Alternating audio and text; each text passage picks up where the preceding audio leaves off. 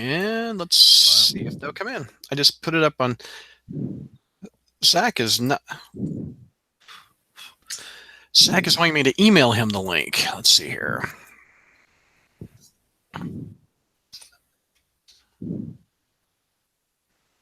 we go.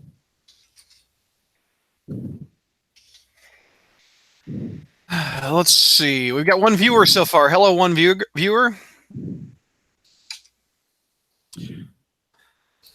It's almost like I'm hearing somebody's heartbeat.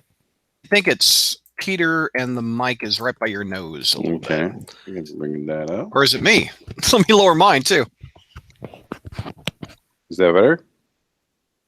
I think so. Yeah. I don't hear. I think. Yeah, it was like just a steady heartbeat. You know, boom. Boom, boom. JR, I want you to last the whole show. I don't want you to die. Ba-boom, ba-boom, huh? I was about to say, if I didn't have a heart attack when I was doing the Jennifer Lopez-like exercise, we haven't done a news show in a while. We've had various things come up, like a Jeopardy and a gift exchange, and anybody see Spider-Verse yet? I know JR, you could care less. I have not. I have not either. I wanted to see it today, but we just couldn't get around to it. And Spencer hasn't either. I expected him to jump at the first chance to go, but he's got a girlfriend George. now, other things. So there's George. What's up, buddy? Nothing. Can y'all hear me? Okay. Sound great. Sure. This is getting harder and harder to do every year. By the way, the gift exchange. Yes, mm-hmm. It really is. Took me about an hour. I didn't have much problems. I got some things, but I'm not really happy with them. I was happy with last year's, but this year's is kind of like I feel like I'm particularly on. Is Mike going to be on the show this time or no? Allegedly. Okay. I mean, I just really had trouble with. Oh, is he not? Oh, yeah. No, Peter's filling in for Mike. I'm filling in for Mike. That's his Christmas present. Well, no, sorry. I picked out a gift for Mike. That's funny. I picked out a gift for Peter too. That's funny. And JR, I can't wait to give you yours. That didn't sound wholesome. George, you're gonna like yours too, I hope. Yeah. Peter, yours is all right. For some reason, I'm thinking mine is going to be Green Goblin Viagra or something like that. Oh, I actually tried to Google that. You Googled that? I Googled that. Oh my God. Hey, what do you think, George? JR and I match. We've never matched on a show. Yay. What do you want? I was surprised you don't like T-shirts. Why? I've never When really have you ever seen me wearing a T-shirt? I don't know. You see, I'm the opposite of you. I don't like polo shirts, and you like polo shirts. I refuse to wear anything except unless it's like a sweater. Okay. Is it the collar that you like and buttons, or what do you like? Yeah, I mean, it just looks, looks like a collared shirt. Looks like you give a damn. Well, I've got them both covered. I'm wearing a polo under. Oh, so well, George, do you have like an undershirt if you wear like a dress shirt? Like, do you wear a white T-shirt under? I just wear a collared shirt and nothing underneath it. If I have a nipple hard on, then so be it. I mean, I'm nipping out. I thought you were about to say I wear a collared shirt and nothing else. But in fact, at work sometimes, like if it happens, like back when I'm actually employed, I'll stand proud. I'm like, hello everyone, how's the day going? And I'm just full blast. That's funny. With it. I don't roll with undershirts. I don't like to sweat, and I don't like to be uncomfortable. It's why I don't wear. There's a very small list of things I'll actually wear, like jeans. I haven't worn jeans in 20 years. Oh, I love jeans. I haven't worn jeans since I was in high school. Oh, no, since I was in early college. Look at the YouTube chat. They're already going. Let me see here. Let's see. Into the Spider-Verse is easily the best Spider-Man movie of all time. I swear, I've been reading that. I've been reading that a lot, and if I see it, you guys are setting it up for a huge fail. If that's I've had I've had several people say that. Several students also. People said that shit after ASM2. Yeah. They said that crap after Homecoming, and we know that was a crock of crap. So I mean, it is what it is, dude. Yeah, but if Tony Stark's not in this one, that's already one up for you, though. No, right? and I posted this today because I over on the review staff page, Mohammed Jafar posted something, about how Slot's just giddy right now about this time, and he wants to come back and write the comics because all this crap's being done with stuff that he inspired. And I'm like, this is the #1 reason for me to not support it. It's why I don't get into the Spider-Gwen crap. It's why I don't get into the Spider-Verse, Spider-Geddon, whatever. All this Silk, all this other BS. That is one of my main complaints, but I can still enjoy the film. With the fact, I think Spider-Man is spread too thin to make him a brand of multiple people instead of just one character. Well, if you do things, here's the thing, Brad. If you're doing things like buying Silk, buying Spider-Gwen, I like both of them. Seeing this movie, I liked both of them. You're asking for it to be continually spread thin. You're asking for more spread thin. Yeah, and the thing is, you're doing the same thing when you watch Sony's movies like Venom and stuff like that. All you're doing is, I mean, you just wound up giving Sony an excuse to hang on to all the other Spider-Man rights. Yep. Speak with your wallet. I only get Amazing Spider-Man. That's it. What was I going to say to George? I had to come back, but then I got distracted by the YouTube chat. I'm like, squirrel. Basically. Well, 12 viewers. We're waiting on it. What? No, I was going to say John Mulaney is Spider-Ham, though. Both my kids love John Mulaney. I mean, my daughter's gone to see him in concert. I actually tried to contact him for an interview. I went to his website and emailed his agent. Have not heard back for a Spider-Ham interview. I think he's too big, right? Yeah, he's too big right now. I got the PS4 Spider-Man voice. Now, that'd be if you get Donald Glover, then I'll say. But no, I think that's on the same as trying to get Donald Glover. Oh, here comes Ashley. She's just a blue little square, but she's joining us. Zach said he's not having much luck clicking on the link. He will try in an hour, so hopefully he'll be. It's just really slow. I don't know. Hey, Ashley. Hello. Hey. So yeah, I don't know where Zach is, but he's going to try in an hour. Hopefully he'll be here for the gift exchange. Otherwise, oh, Ashley's wearing her shirt. Look at that. I am. Look at it. Nice. We wore it to see the movie today. Oh, you did? Mm-hmm. I have not seen the movie. No, is it the best Spider-Man movie ever? Oh, top three. Where does it rank? What's your #1? I've ever seen, and one of the best origin stories, and one of the best animated movies. Whoa! Where does it rank in your Spider-Man rankings? What's your first? I put Spider-Man 1 first, just as per tradition, and Spider-Man 2 because it's Spider-Man 2, and then this comes right after it. Nice, very cool. All right, so we're missing Zach. Holy cow, Sam Kirby, is that like the wait. Is that the Sam Kirby? Wait. Didn't we have the big Spider-Man collector? Remember Sam Kirby? What's up? That was Sam Ruby. But no, that's Sam Kirby is a guy that has a big collection. Sam Ruby is a website. Okay. Why? What's up? No, I mean, I was thinking, was Sam Kirby one of like your guest panelists one time? He's been on the show. He was like on episode 3. I think he was on the episode you were on the very first time, episode 4 or something. Yeah. So why do you bring him up? Because he's in the chat room. Oh. Gee. I knew that was coming. Oh, there's Sam. What's up, Sam? I knew that was coming. That's hysterical. Dante. This is like Alex Trebek saying, "Oh, what question? Where's the board? Oh, that question. I didn't realize that was a topic." Dante, crawl space on a Saturday night. My weekend is made. You guys are the best. Thank you, Dante. That's nice. Sam, what's up, man? I love your Spider-Man Christmas tree that you shared on our Facebook page. That was fun. JR, you should decorate your Christmas tree with goblins or something. I think that'd be kind of fun.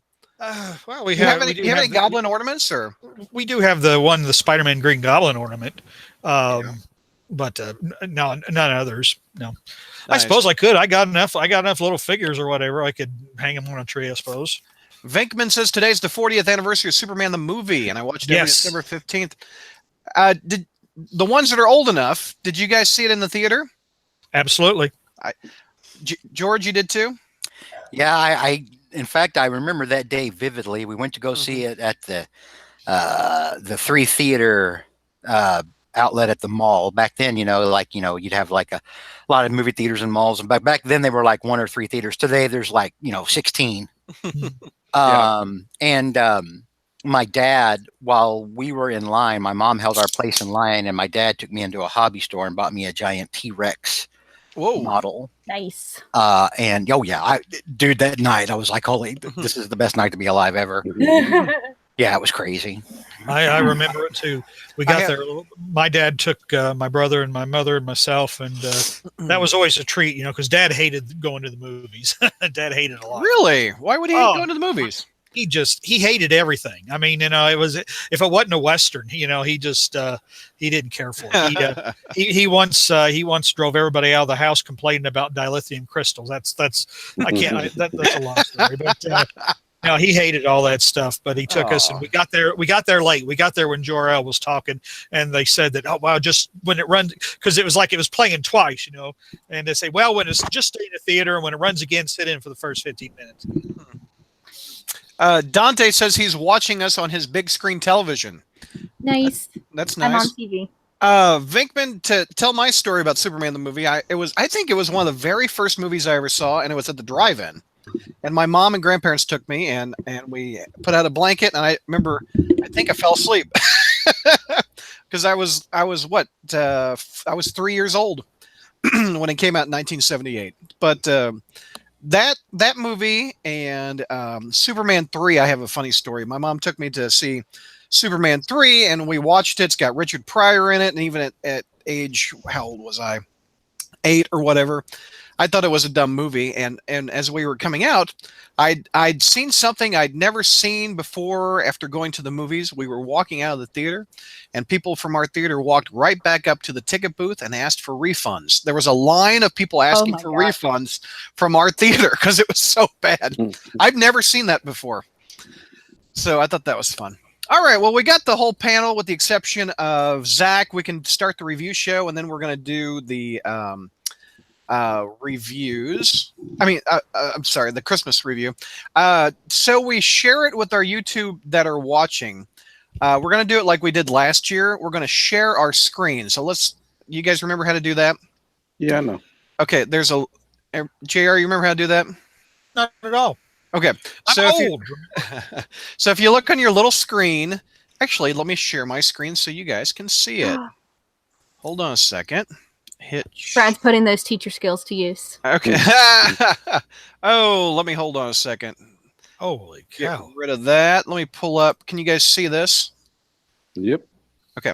So what I would do is I would hit this, okay? And I would click, this is my Word document. I need to capture that so I can see what my present is. No. So right over here, guys, is your link that you share screen, okay? Oh. Right there, the little icon. So I'm going to stop sharing my screen so you guys can see me. Okay, there we go. That's all we do. Then we find the website, and then you find the website and you blow the picture up so it fills the screen so you guys can see what the actual gift is. So what's the button to make Brad disappear again?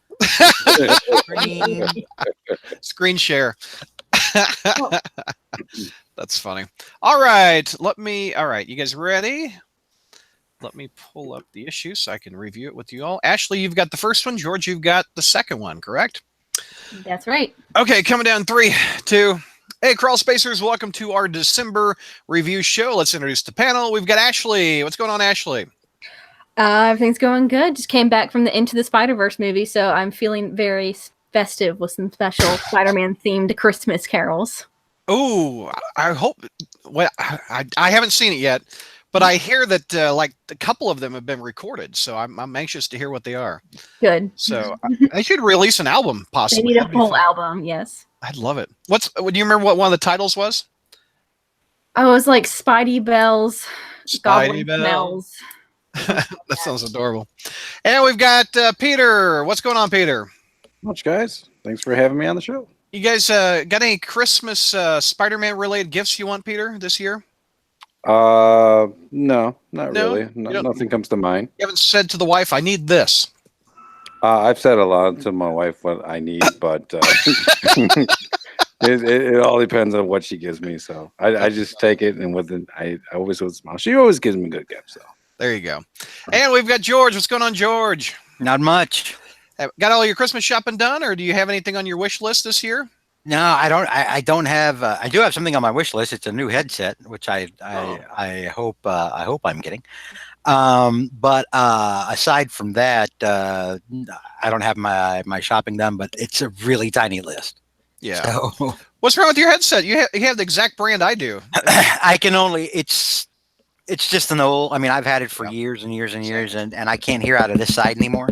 Oh, that sucks. So I can only hear out of the one side, and so everything sucks. I have a Logitech, and do your ears peel right here? Like I'll be done. Oh with, yeah. I'll be done with this show, and I come off. I've got I just made out with something. I don't know what it Yeah. dribble. You got same. Yeah, I'd phrase really badly. Same. All right. Speaking of fray really badly, we've got JR. What's going on, JR? Love your new crawl space shirt, by the way. We match I know. your shirt and Ashley. We all match. I mean, in fact, it gave me a whole new outlook on the Christmas season to receive this in the mail. I mean, today I dropped some money in the Salvation Army bucket. I gave all my change to a homeless person. I sang Christmas carols with small children. I mean, I just feel the love of Jesus filling me. Was I the first person to give you a gift this year, JR? On Christmas? You were the first person to give me a gift in about 10 years, Brad. So, That's funny. How much to get George new headphones, says Dante over on the YouTube chat. Beautifully said, Ryan reads. No, I like I said, I think I'm getting one for Christmas. Well, so, there you go. Yeah. And hello, 16 viewers. Thank you for watching. We're going to record 2 episodes tonight. We're going to record the 2-issue review of ASM and our yearly gift exchange after that. And boy, this is always a fun show. Although, whoops, Yeah. I was about to say, I said that was the first time I received a gift in 16 years, and Ryan Reed just reminded me that no, it's not the first time in 16 years. It's the first time. It's the first time since this I received a gift. Right, Ryan Reed made you that. That looks awesome. That looks really cool. That's a great looking goblin. I love that. Okay, so Ashley has the review of ASM number. Let's see. Let me pull it up here. ASM 111. 811, sorry. And we're going by legacy numbers. I agree, George, from last month. I'm tired of saying number 10, the 15th number 10 in the ASM 811, Black Cat centric issue, Ashley. Yes. So for those not following legacy numbers, this is volume 5, issue 10, aka legacy number 811.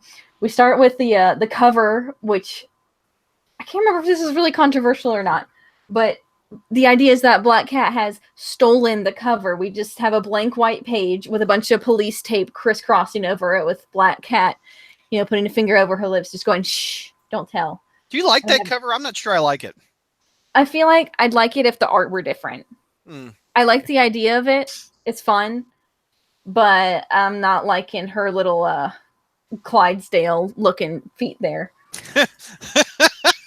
What'd you think of that one issue around Brand New Day or whatever, when she was just like in a robe and pearls or whatever? Remember that issue? Oh, that was a J. Scott Campbell cover. I remember that. Okay, now Ashley, in defense of that, now with the Clydesdale feet, it is Christmas time, and the Clydesdale, the Budweiser Clydesdale He's feeling festive. It's those what is it? The She likes Budweiser beer too, from St. Louis, Missouri. What were you saying, Ashley? They're the guys. Do they call them jingle horses in the song? Giddy up, jingle horse, pick up your feet. That's what she's going for. Yes. All right. So she's got to pick up those feet. Giddy up. Giddy up. Yes, right. Don't say that to him, and it won't go well. That's says, alert, this cover's been stolen. Please send any information on the whereabouts of this cover to spideyoffice@marvel.com. I wonder if anyone actually emailed them anything. I emailed them trying to get a Nick Spencer interview, but no reply. Oh. Well, you're supposed to email them about the stolen cover, so maybe that. Oh, maybe I'll put that in my subject title, yeah. Okay. I emailed them. And then I got my letter printed, and now Mark blames me that there's no letter section on the Amazing Spider-Man. Hey, Peter, email him for a Maybe Nick. they just got stolen. Go I ahead, was about to Ashley. say, I think we could have a whole show where we just list the names of people who've refused to acknowledge you when you ask for an interview, Brad. Yeah. JR, you're the one of the ones that said yes. All right, Ashley, take us through it. So we open up with MJ going to the world's most exclusive support group, where it's a support group for people who have been close to superheroes, loved ones otherwise, and they all get together in a group and talk about how difficult it is to be close to people who are constantly jeopardizing their lives on a daily basis, and for one reason or another they have to keep their identity secret, and so it's a burden that they kind of have to bear on their own, but they can get together and have their identities protected and have a little therapeutic powwow talking about what it's like being in that position. Everyone goes around sharing their stories. MJ finally decides, you know what, actually, I didn't think I was going to say anything, but I might as well take the floor and introduce myself. So she starts off introducing herself like, I'm in love with a superhero, but that's not always as cool as it, is made out to be. And as she begins her monologue, we cut to Felicia and Peter, who are currently surrounded by the guild and being confronted by Odessa after they snuck into where they're keeping the everything they stole. We have Felicia and Odessa kind of face off talking about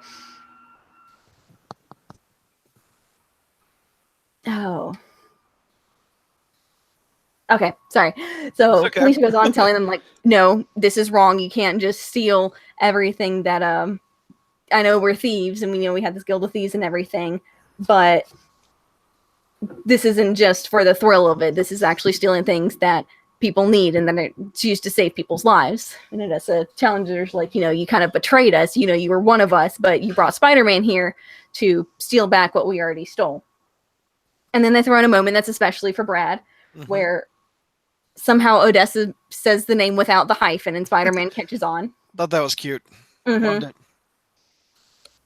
And so Odessa isn't taking any of it, and they have their little showdown. They get ready to fight. We cut back to MJ, and she's talking about, her whole history with Spider-Man, the challenges of dating Peter Parker, everything that they shared together, everything that was that came between them.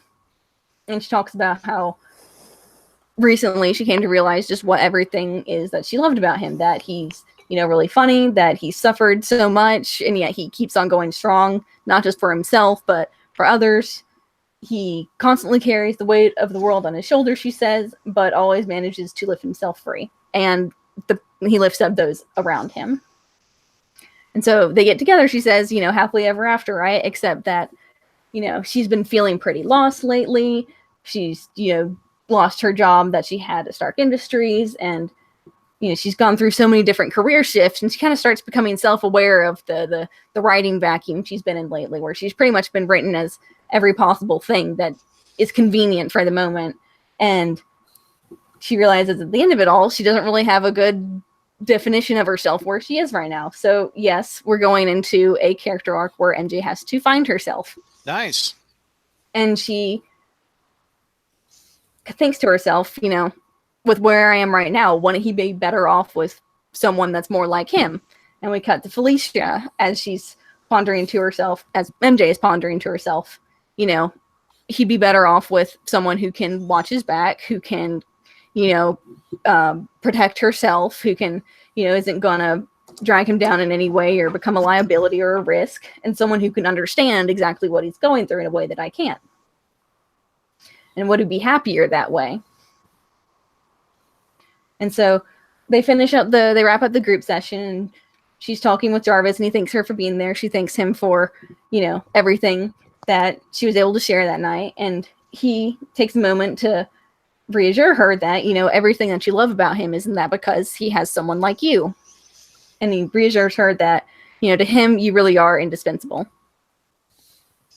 We cut back to the fight with the guild and Felicia and Spider-Man. And they're knocking him back. They manage to keep him at bay for a little bit. But Odessa gets them to start going to open the vault. I can't remember if they explained this last issue, but essentially once the vault opens, it's whatever goes in never comes back out. So it's pretty much the ultimate bag of holding. And so everything's flying around them. They, are about to get sucked into the vault. But then Peter notices something on the ground, and he zips a web line to it. And before we can see what he actually got, we cut to Reed Richards and Tony Stark briefing the Avengers and trying to figure out what are we going to do with all our stuff gone.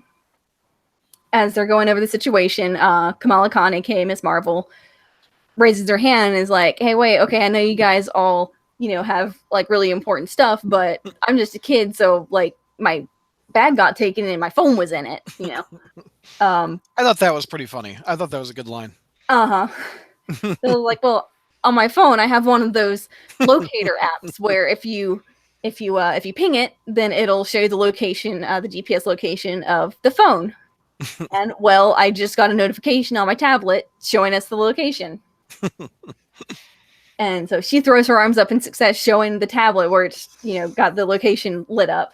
And Reed and Tony show the adequate amount of self-loathing at how they got started by a phone app.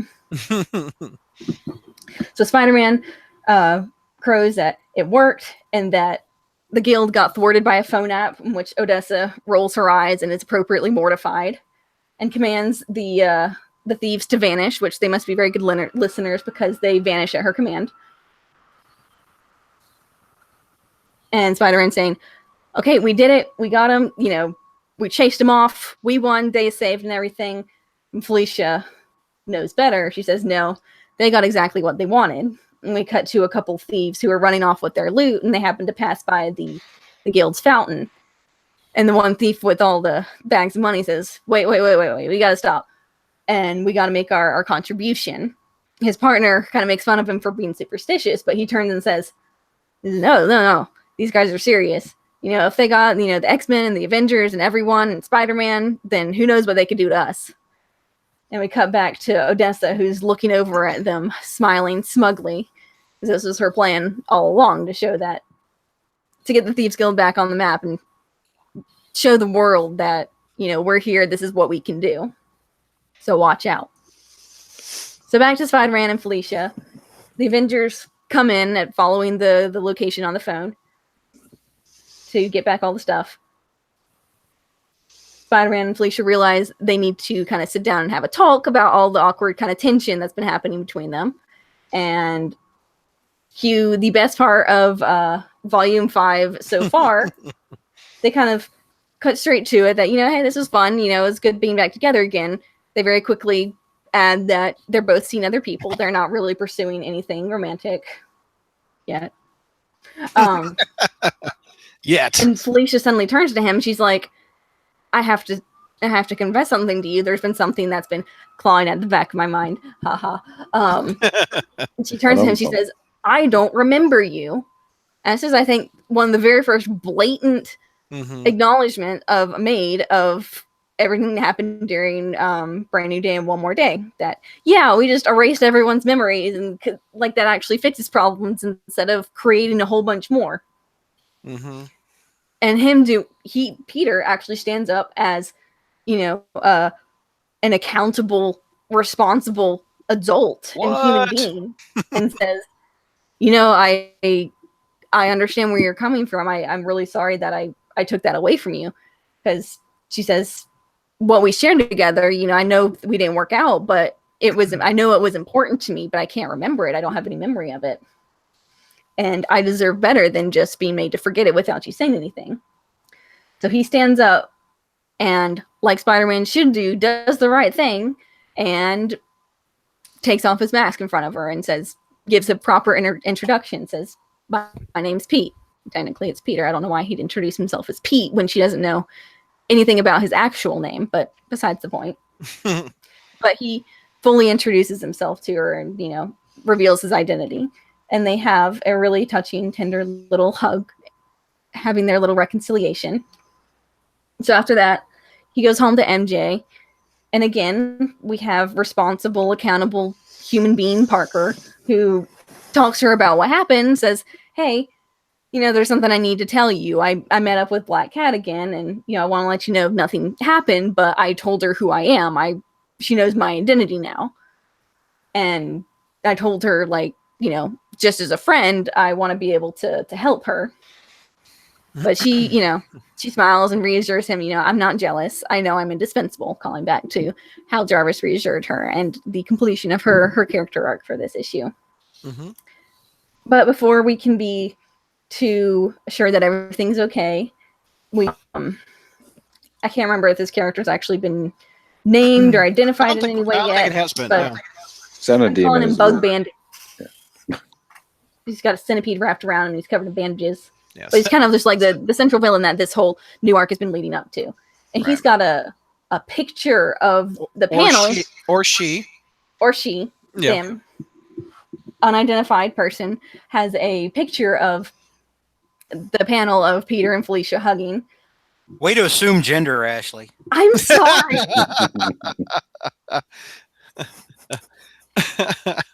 This person of unidentified and discriminate gender, who could be either man, woman, or whatever they choose, has a picture of Felicia and Peter hugging it out from an exact photo of the panel that we just saw, hung up on their cobweb-strewn fuzzy wall. And they punch the wall and say, no, she doesn't deserve this. You just dragged her. You keep dragging more and more people into everything that's, about to happen to you. Mm-hmm. But someday it's going to be just me and you. To be continued. There you go. All right. So grade, Ashley. What would you give it for a grade? That's an A+. An A for accountability. Nice. Peter, grade. A+. George. B+. JR. I give it a B. I'll give it an A also. Ashley, biggest pros. I bet you I know what they are. Actually, owning up to the fact that Felicia was severely, psychologically crippled in a way by having a huge chunk of her memories ripped out. And that's been bothering her, as it would anyone. That she knows that he was special to her, but she can't remember anything about him. So it was just, everything in that scene was perfect. The way they interacted, the way they kind of acknowledged that, they have a very intimate, just a very emotionally intimate relationship, that they were so involved in each other's lives, and that they kind of deserve better from each other than what the comics have been writing for them in the past decade.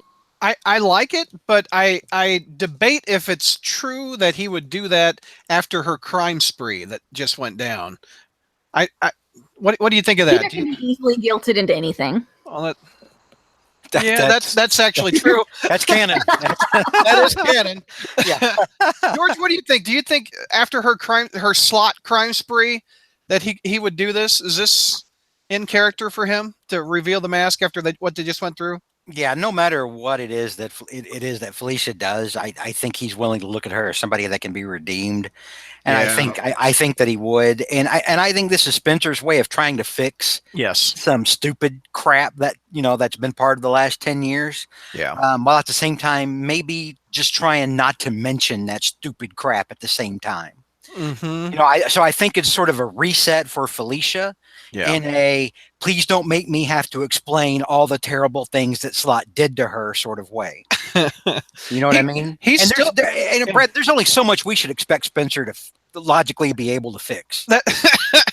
Well, he's what 11 issues, 10 issues now. He's been able to fix a lot in 11 issues. Fix a lot, and this is one of them. This does a great deal. It fixes some problems between Peter and her. Somebody mentioned in chat earlier, hey, great, now do the whole Felicia kills a bunch of people. That still does need to be dealt with and addressed. It does. Who did she kill? Who'd she kill? Brad. Where were you? What was it? 2 years ago, Ashley? When she was basically the new kingpin for a while? I know, but I don't remember her killing people. She killed a whole room full of people. She burned them to death, Brad. Oh. What issue was that, JR? Do you remember what I'm talking about? There's that. Wasn't that when she was trying to get her collection back? She was stealing back a piece that had been shelved while she was in prison. I mean, And she she pulls them back into a room, invites everyone, like has a big party, and then burns them all. and then basically just set them all on fire and leave them to burn to death. Oof. Yeah, that's pretty bad. There were Yeah. windows they could have gotten out. I mean, the thing is, there's only so much you can fix. And it's Yeah. like this is baby steps. You know, we're taking baby steps towards getting Felicia back where she needed to be, and kudos to Spencer for that. But there's only so much we can expect him to fix in any given time. Her next confession is going to be, Pete, I need to tell you something. I killed a bunch of people, and Well, it's been Peter could bothering say, me. well, you know, my body killed that dude when Aqua's in my brain. No, I mean, that's not the same. This is she willingly killed people. She willingly. Well, you could say she killed people while Slot was in her brain. No. Yeah, I mean, like meta-wise, sure. We know it was bad writing. I know. In character, story-wise, we can't use that funny. excuse. I'm sure Spencer would love to, but he's not. JR did kind of tied there. JR, did it feel natural that's something Peter would do?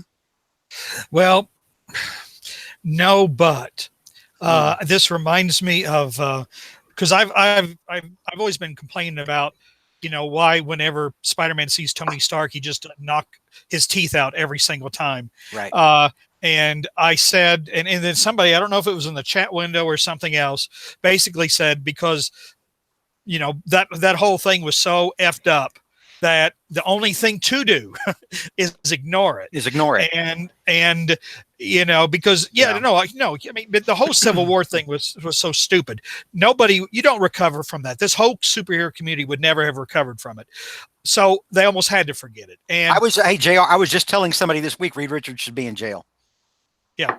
Because of Civil But it's like when they brought Mysterio back without an explanation, although it looks like Spencer might be trying to weave something in, but or when Doc Ock got brought back from the dead by mystic ninjas, you know, it's like sometimes something so stupid happens that you just have to fix it. You just have to fix it. And this may be one of those cases where, yeah, really, you know, I mean, she should be irredeemable in his eyes by now, but all that stuff that happened before should never, ever have happened. It was just completely and totally stupid. Peter, does it seem natural that Peter does it seem natural that Peter would reveal his identity to Felicia? What the hell is wrong with you? There's two Peters I'm talking about. Take a breath and just, you know. I mean, I liked the kind of, scene, but yeah. I mean, I liked it. It's one of the pros that I have about this issue is that there's a lot of character depth in both Peter and Felicia, and there's a lot of character depth in MJ, and you can see what Spencer's trying to do.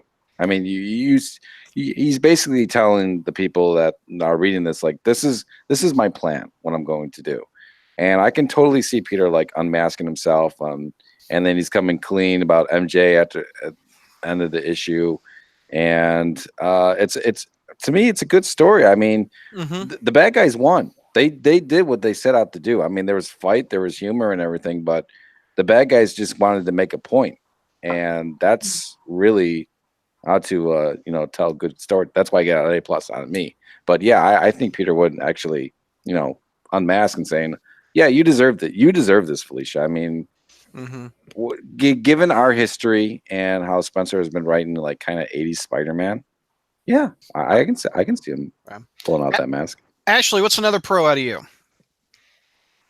Anything else? Really liking MJ's development. Y'all know MJ's not really a personal favorite character of mine. I'm willing to let her grow on me, but we forgive you. Okay, we're all adults. But no, I really like what Spencer's doing with her, just making her a lot more human again, giving her her own kind of hopes and dreams and feelings of inadequacy at not direction for this to go yet, and also being so vulnerable about her insecurities being back with Peter. As much as she's willing to give it a shot again, she's wondering if she's really cut out for it. But instead of just watching her dwell and spiral on those insecurities, we see her for them and really come through in the end. And I really like seeing how the relationship between her and Peter played out. It just felt like this is someone who really under mature adult relationship works. When you know, Peter's been going around gallivanting with his ex, you know, we understand we the audience know, like, oh no, he loves MJ, but he wouldn't do anything to make her, question his faithfulness to her. But the characters themselves, they're real people. They're written like real people. They should react to this with the same flaws that and fears that a person would.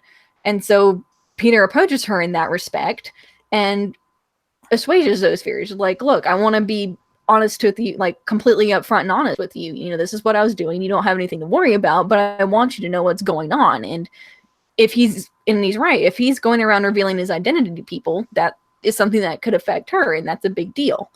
So to see him just getting ahead of these really important events is just the most mature I've seen the character in a long time, and that was one of my favorite things to see in this issue. As one of the biggest Mary Jane fans I know, Peter, did it seem natural that Mary Jane's reaction when Peter said, I just told this gal I used to, fool around with, I just told her my identity again. I kind of felt like Mary Jane wouldn't be that cool with it. I think she really got that out during the group therapy session, Really? But like Ashley said, it's a mature. I mean, Peter came out like, look, this is what happened. This is who I was with today. Nothing happened. Like, I'm coming to you. Like, Peter went to her place, about to get in bed with her, and saying, look, I was fighting crime with my ex. All right, and I told her who I was. I mean, and then MJ just gets that, and she's not jealous. I think this is like a big mature moment for both of them. For Felicia and Mary Jane? No, for Peter and Mary Jane. Oh, okay. Pros around the group. What's some other pros? George, what's one of your big pros? No, I mean, it just overall, it was an enjoyable issue. I did like the stuff with Mary Jane. I thought that was very strong. Yeah. I like that Spencer is giving a nod to the fact that Black Cat needed to be fixed in the first place. Yeah. And put into a better place, and that there was a hole there where there was something there before, and I appreciate that. I mean, overall, it was I enjoyed the issue. I liked the artwork. I just didn't. Nothing really stood out for me. For me, probably the biggest moment for me was when Jarvis told Mary Jane she was indispensable.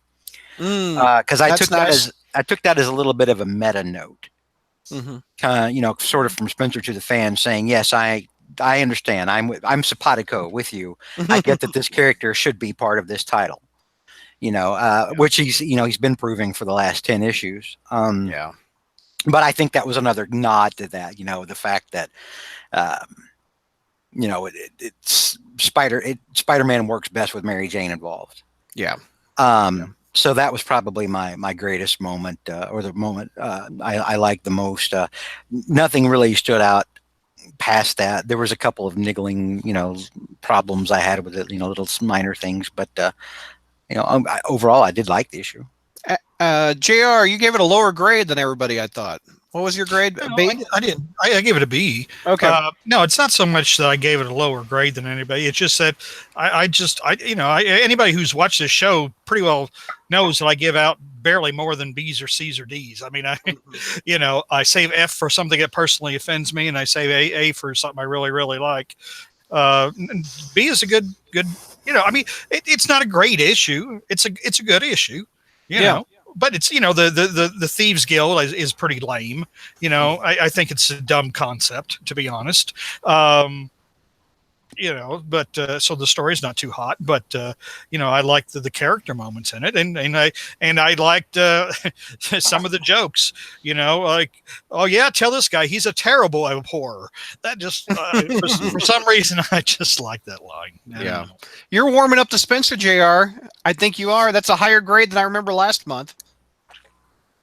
Well, probably, yeah, because there was a bit more character development this month. I mean, it was we finally saw the fixing of the Black Cat thing, or at least I almost kind of wonder, with the whole Mary Jane being okay with Felicia knowing. I mean, Mary Jane was there with Mephisto, and I of course, I'm just this is my imagination just running wild with me. You know, maybe Mary Jane realizes that something is wrong with the universe too. You know, and not so much Peter telling her that he told Felicia his identity is, you know, you know. I mean, I agree. It's an adult moment. You know, I mean, he's honest. You know, he's honest, and they both act like adults. Now, maybe Peter will tell Aunt May that he's Spider-Man. But I just wonder if Mary Jane realizes something's wrong with the universe. It's, you know, and this is like just a part of setting it right. Yeah. You know, I mean, it's not so much like Peter telling Felicia, but but just something was set right that was in place before. Who knows? You think he's going full blown? We're going to address it? No. You don't think they can do it? Not as long as Quesada is allowed to set foot in the building. Yeah. Or Brevoort or whatever. I mean, that generation's got to go before I think we get, and I don't think they'll ever get married, to be honest. No, I don't think they will either. Peter, any other? They went to too much trouble for Quesada to wreck what wasn't broken in the first place for Quesada to let that come back again. It's like I said, that's always been an ego thing with Quesada, a pride thing. The whole I wrecked the marriage thing. So that won't come back as long as he's there. Peter, any other pros that we haven't mentioned yet? I do like that Tony Stark and Mr. Fantastic kind of like facepalm and got really embarrassed when Ms. Marvel did it.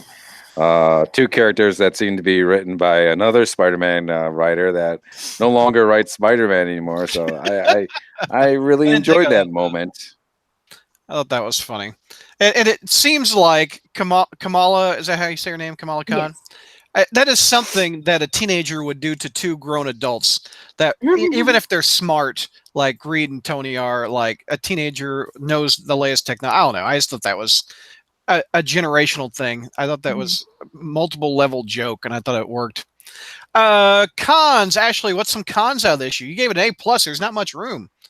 I'd say my con would be how the way that the Guild of Thieves or the Thieves Guild conflict was resolved felt pretty Deus Ex Machina and kind of turned into a joke at the end. I liked where it was going. I mean, I could see it wasn't really going to be anything too serious.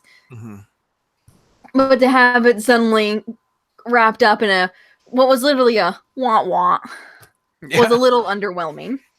It made up for what we, they made up for it with what we got later. And I understand it had to be wrapped up quickly to give that big talk between Peter and Felicia the proper space it needed for everything to fully come out. But it is just a little disappointing that it ended up being kind of just a one-panel joke. I agree. The Thieves Guild was the least interesting thing in the whole story. I think the Felicia learning, Mary Jane getting a new level to her. I think the Thieves Guild was a con. There wasn't much to it, but they're a con. Get it? I didn't even try the joke, but she's helping me with bad dad jokes. Thank you, Ashley. A con out of me. The very first panel, very first page where Spider-Man throws a punch. If you look at that one large panel where Spider-Man has his hands clenched like this and throws a punch. George, as a Fight Club expert, what do you think of the guy's mouth? Look at that guy's mouth. Can you see it? It's like, like. I just thought that was a funny expression. I've never seen somebody punched in the face and their face looks like that. That's your con? That's the con and the cover. I mean, Sal Buscema used to make a career out of like people, with, crazy jaws when they got punched. That's funny. Jr. Cons. Why did it make an A for you? How would you fix it? What was a con? Well, first of all, almost nothing. I give almost nothing an A. I mean, so that's not. It's not like what would it take to fix it to make an A. I mean, it's an okay story. Is it A okay? No, it's not going to. It's not going to be. It's not going to be. But you see what I did there? Cons?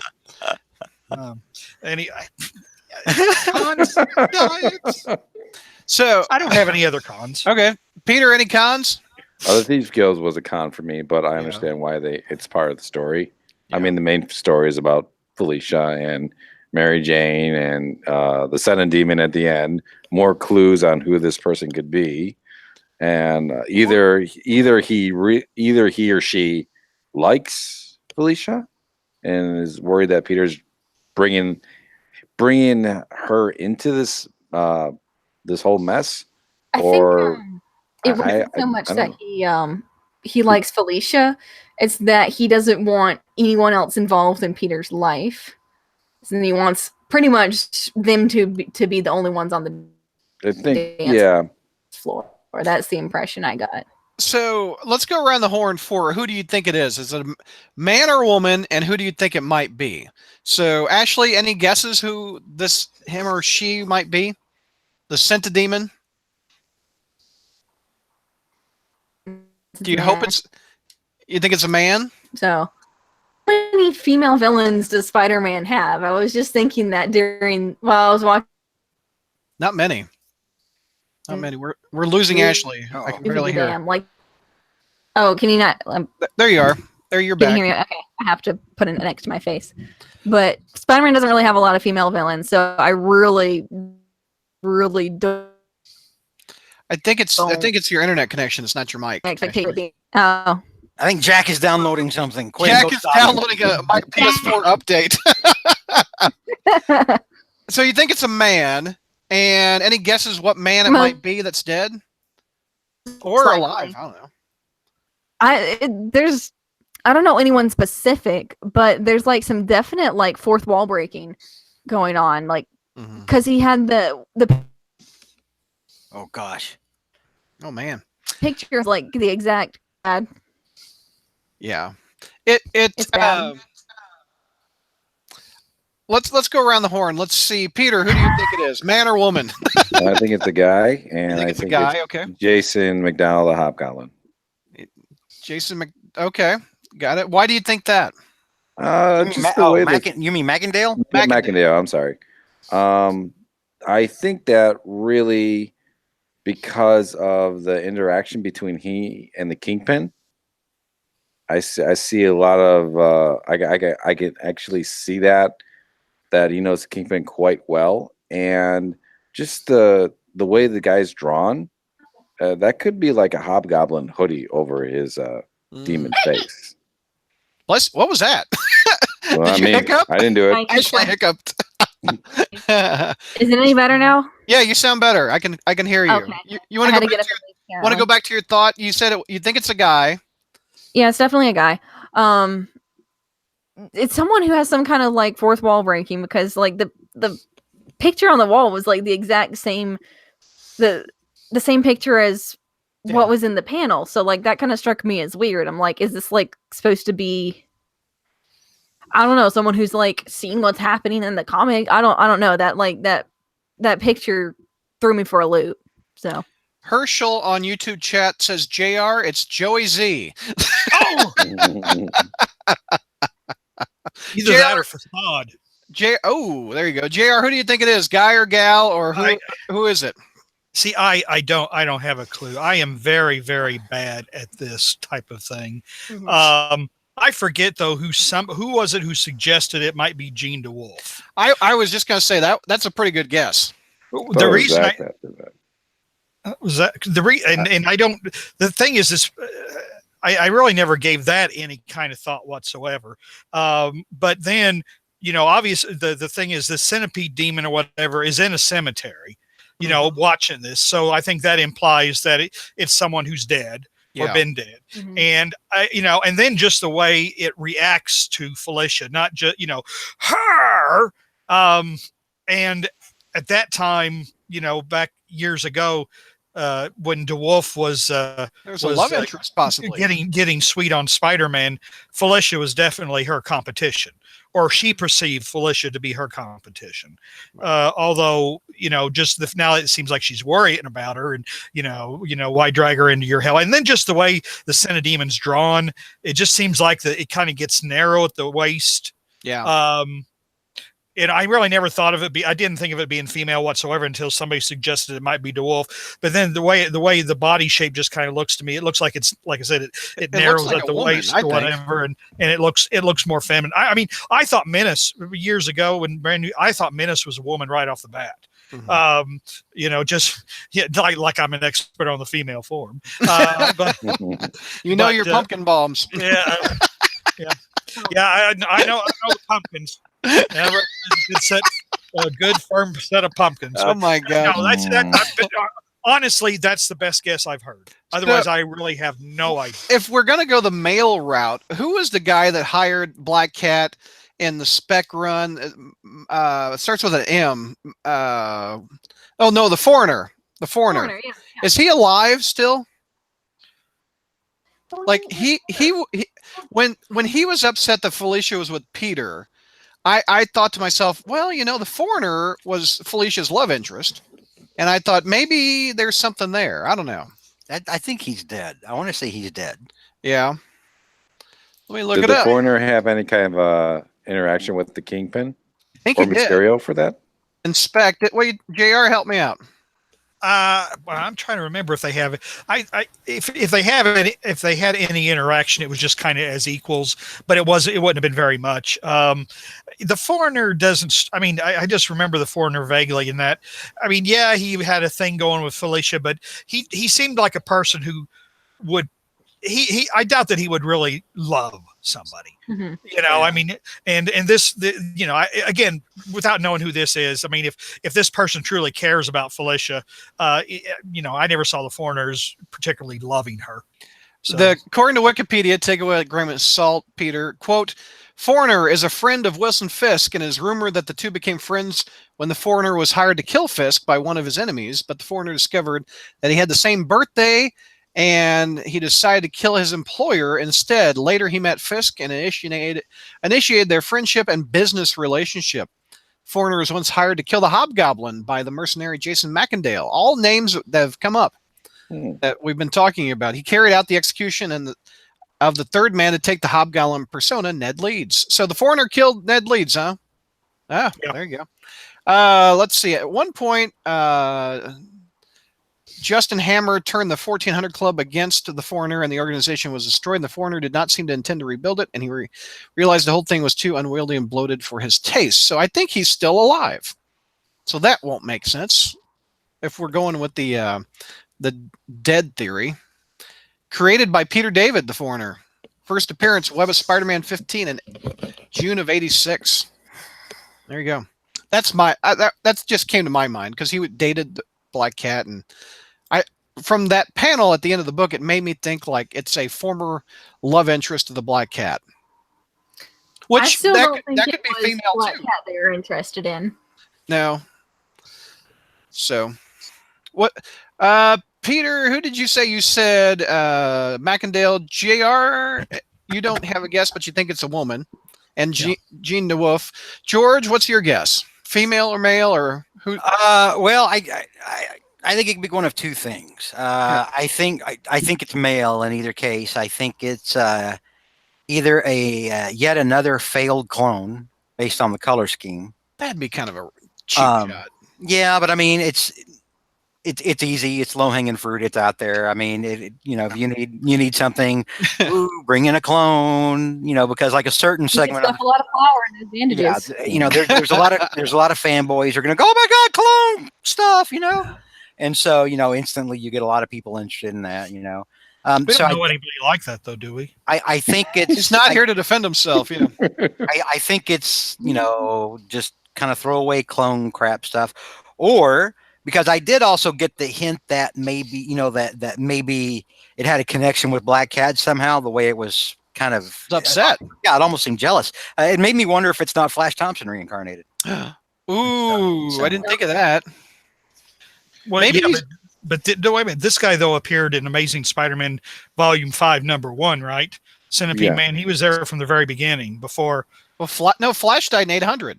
Yeah, Flash died before this guy showed up. And this guy showed up in 802 officially. Oh, yeah. Okay, yeah. Now that's not a bad theory, George, because Felicia and Flash Thompson dated. Yeah. She proposed to him. Did Flash have anything to do with the Kingpin, though? He was set up as the Hobgoblin, wasn't he, from the Kingpin? Or he was set up as the Hobgoblin by the Hobgoblin. Oh, that's right. Not the Kingpin. Yeah, that's not my bad. What? And what about, I think, correct me, because I don't read it, but Venom, isn't he kind of like alive almost? like his psyche is in the symbiote or whatever like that. George is disgusted. Oh yeah. Enigma says it's spider side. I don't know about that. What if, another theory is, remember the Gwen Stacy clone? If we're going clone route, The first clone. yeah, the first Oh, clone from right. Conway that was shot by Slot Yeah. and the clone conspiracy. Remember that? And then Maybe- the bandages because all the deterioration. Yeah, maybe it's her.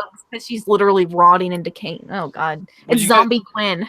Zombie Gwen. What do you guys think of that? Would that be a good payoff? I don't think so. Mm-mm.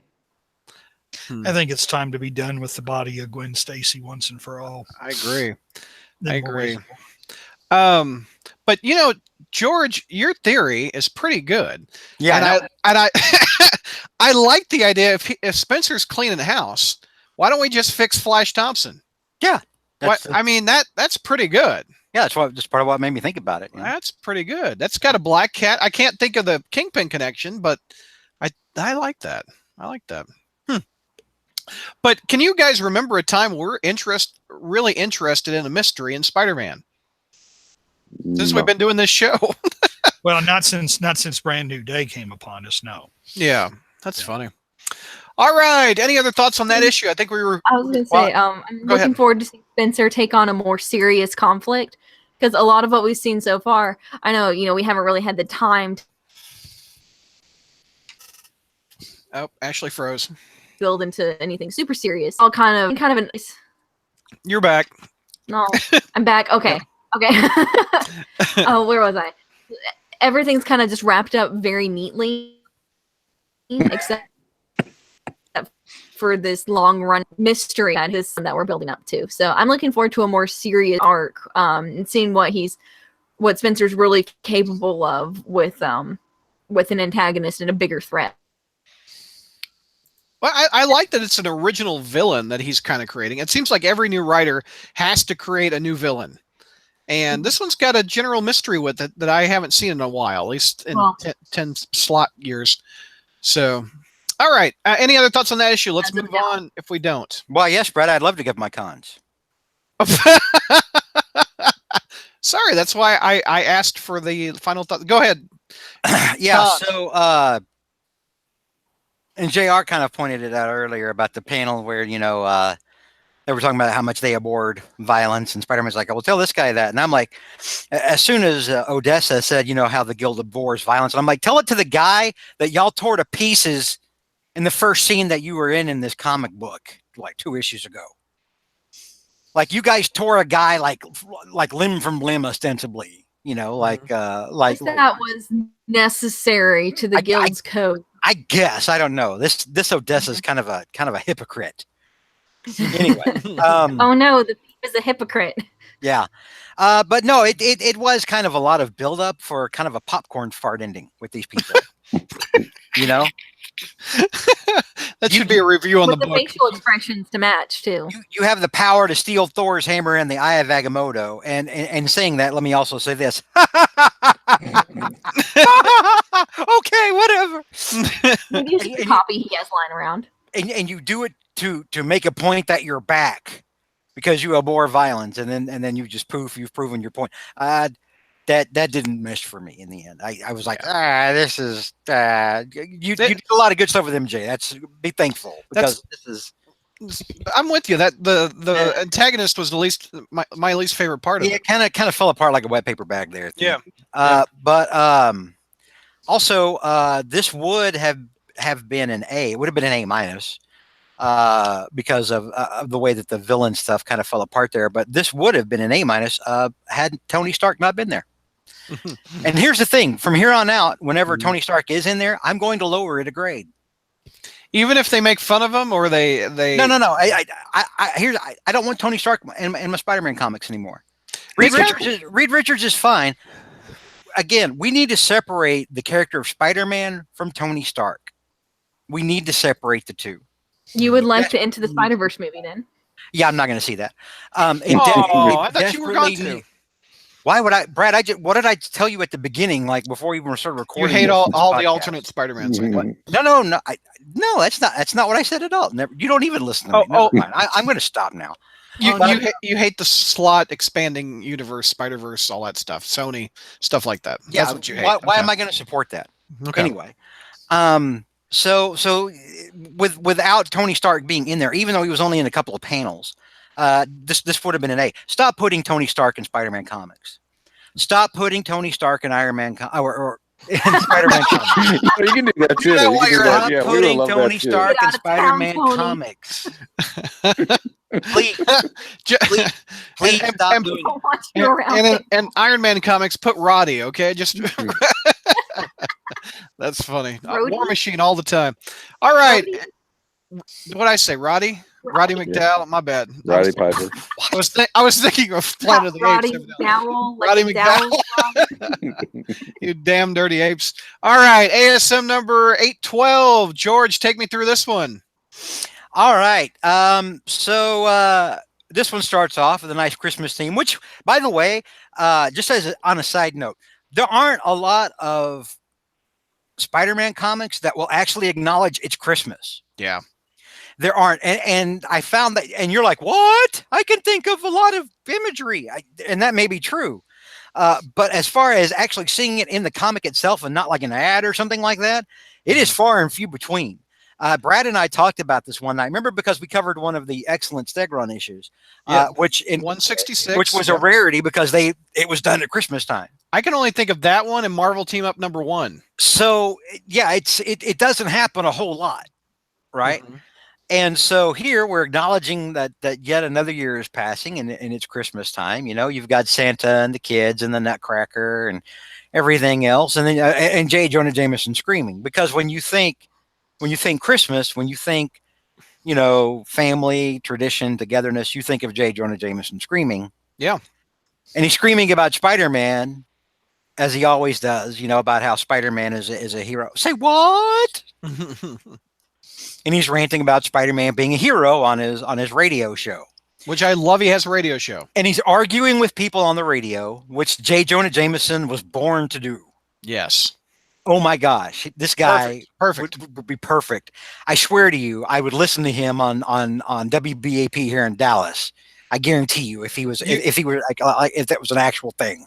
That you would love the video game where he comes in and does his radio No, show. I You really can wouldn't. swing around the regular suit, George. No.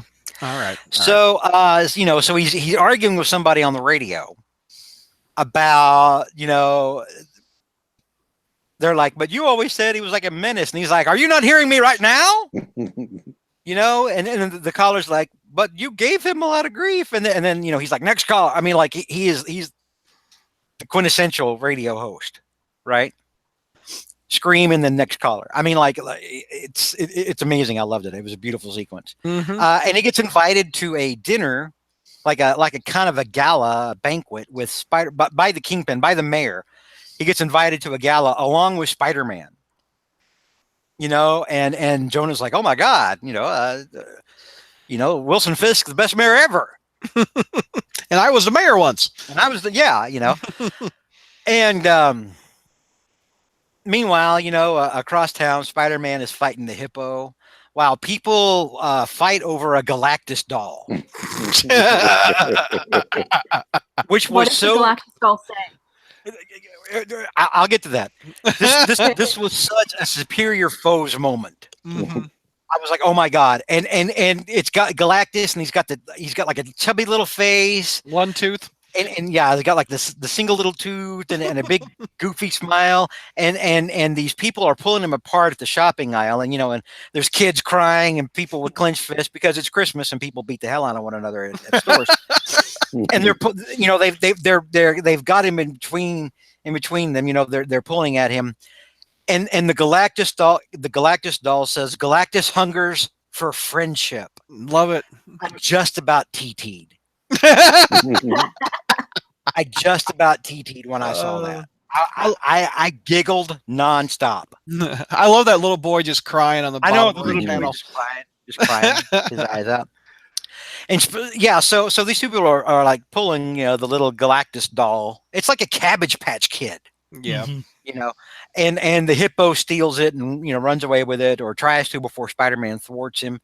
And he gives the little fat doughy Galactus doll down to a kid, and then Spider-Man swings away thinking he's done his good deed, and then the kid turns around and says, "I'll start the bidding at 200 for this doll." And I'm like, boy, if that's not real life. That's so true. I love that. Oh man. So great. So then Peter Parker drops in on Robbie. Yeah. The guy that fired him not too long ago, with a bunch of squished up chocolates, and Robbie's he's in holiday cheer. He's got the Santa cap on, which is awesome. I love Robbie with Santa cap. How come that can't be a variant figure, right? Maybe you want to actually buy. And then actually say ho ho ho. I want that one. Right. And so he's telling Peter that, even though Jonah is not part of the Bugle anymore, people still can't stop associating Jonah with the Bugle. And so it's causing financial hardship because Jonah is acting like a jackass, as Jonah is wont to do. Mm-hmm. Right. So, Peter's kind of sympathetic to what Robbie's saying, and Randy comes out with a turkey. They have a nice Christmas dinner, which I liked. I thought that was really nice. On the one hand, I'm like, well, wait a minute, where's Martha? Robbie references Martha. Yeah, she's out of town or something. Yeah.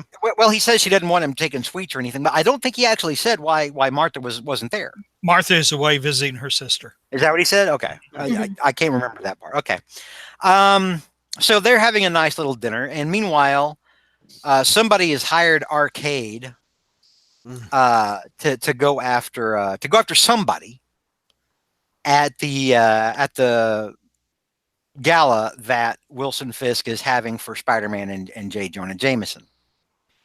So the limo pulls up, Jonah steps out, Spider-Man's there, they banter back and forth, and I love that Jonah's first words are, "Spider-Man, why you?" And then Spidey's like, "Well, what?" And he was like, "Oh yeah, sorry, force of habit." I'm just like that. They kind of talk, and by talk, I mean Jonah makes a point, Spider-Man counters it with logic, and then Jonah immediately pivots to something else in an I won that just now kind of way. He accuses Spider-Man of being chummy with Wilson Fisk, and then Spider-Man's like, points up at the bulletin board, and he's like, "That's Photoshop."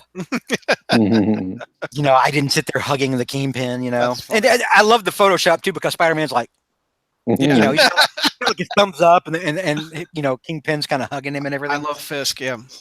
And then they get attacked, the two of them. They get attacked by the Enforcers. The Enforcers in 2018. What? I know, right? The Enforcers with a little bit of an updated look. Which one of them died? Which one of them's a replacement? I can't remember. Montana. Well, both Montana and the Ox have died. Have died. Okay, so really the only original member here is Fancy Dan. Yeah. Okay. So a fight breaks out as it's wont to do. Spider-Man has little trouble wiping the floor with the Enforcers. At one point, just using them against one another. The narration is pretty fun, but Spider-Man's apparently getting distracted by Jonah yelling out, "Watch out for that guy! You're not looking behind," and stuff like that. And while that's going on, eventually they kind of catch a break for a second, from getting their heads knocked in, and they kind of regroup, and they're like, go with a new strategy, and that new strategy is kill Jonah, shoot Jonah. And Spider-Man jumps in front of the bullet, then gets grabbed by Ox and kind of smashed into the ground. And when Spider-Man and Jonah awake, they're somewhere else. And, ostensibly some sort of abandoned warehouse, what have you, standard boilerplate for villainy. And oops, there's a giant spider slayer that looks like it's being controlled by Frederick Foswell, of all people. Yeah. And the Scorpion's there, and a lot of people that look like they were probably created by that same scientist. The Fly. Thank you. Riley Stillwell, Stillwell. That created The Fly. Matt Gargan, and then his brother was the one that created the Fly. Right. And it looks The like message board poster was a jerk. and it looks like they're bearing down on Spidey and Jameson, looking, spoiling for a fight, looking like there's about to be a rumble. Right. It's a hell of a way to wake up. Yeah. And that's the end. That's the end of the issue. So what's your grade, George? I gave this one an A-. Okay. I gave this one an A-. I liked it more, probably maybe a little more than I should have, but I liked it. Okay. Ashley, what's your grade on this one? B+. Peter. B+. JR. B. And welcome to the show, Zach. What's your grade on this one? Apologies for my lateness. I give this an A. This was a fun issue. I enjoyed it having Otley back on the art. Real quick, what was your grade on the last issue? A+. There you go. It solved a lot of my issues that I've had with Black Cat. Those that listen to our Patreon exclusive Spider Satellites podcast will know, or they listen to the heist episode when we were talking about the heist video game. I went on a pretty lengthy rant about Black Cat, and so this fixed a lot of your problems, huh? Yes, it did. It finally addressed the problematic nature of their relationship as it was post Brand New Day. I'm ranging in the B- category on this one. I'm kind of over the Jonah knowing. Maybe Spencer's fixing that. Maybe he's going to get rid of Jonah knowing Peter is Spider-Man. But I'm kind of over that storyline. I thought what's his name, who just Zdarsky would have wrapped it up with his, but he didn't. He just left it hanging. But I'm kind of over the Jonah knowing thing. But George is shaking his head like he doesn't. He likes it. You like it? Oh, I totally think that the Jonah knowing can absolutely work, especially given the dynamic they've had, which is why I think probably why I enjoyed this issue so much. But there's another reason, Jonah related reason why I like this. Okay. But and no, in my mind, and I've always thought about, like exactly how would it go down if Jonah found out that Peter was Spider-Man, and instantly there'd be white hot, and we've seen this already. There'd be white hot anger, but then there would also be, or how should it be? How, in my mind, I was always playing that. How would it perfectly fall out? And after the anger was over, there would be a remorse for the way that he's treated someone that he has known for most of that kid's life, or all of that kid's adult life, and thought of his family at different times. Right. And so how would they go about addressing that? And one of the things I always thought would have been interesting is if Peter had, because suddenly Jonah would probably have the inclination to want to change the way he covers Spider-Man in the Bugle. Mm-hmm. And I always thought there should be a discussion where Peter explains to Jonah, no, don't do that, because if you do that, people will notice and they'll think something's up. And Enigma 2K99 says, and as a great man once pointed out, yet he still hasn't told Aunt May. That's a shot right at you, JR. I still take objection to that. It is not the right moment in the story for this to happen. We have to build up to it. We can't just have next issue. He talks to Aunt May and tells her who he is. But I think literally that would be something that would put me in terms of all great all-time runs, pulling that genie back from the bottle in terms of Aunt May knowing. Yeah, you're right, Ashley. That needs to be a storyline in itself. Yeah, it's going to be a feather in a cap. Away. Yeah, throw that away. Here's the problem with doing it in the first place, which I'm in the same boat. Aunt May should know. She absolutely should. Aunt May should know. Yeah. Aunt May should know. She absolutely should. It should never have been corrected in the first place, because when JMS did it, it was perfect. Oh my God, it was so perfect. When JMS did it, it was wonderful. Yep. That should not have been changed later on by lesser writers and lesser editors.